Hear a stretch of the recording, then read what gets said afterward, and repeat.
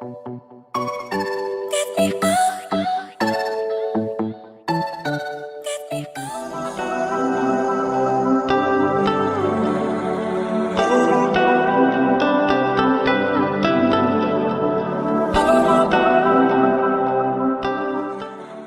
unboxing your Itel band, click on the screen and go to the function button and press and hold the button. Then go to the reset button and press and hold, and your watch and band will be resetted.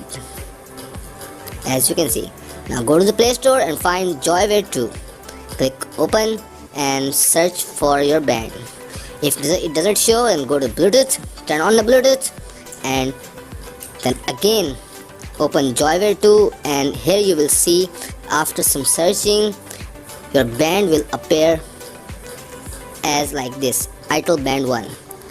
Now click on it and it will connect to the app, and you will see a screen like this.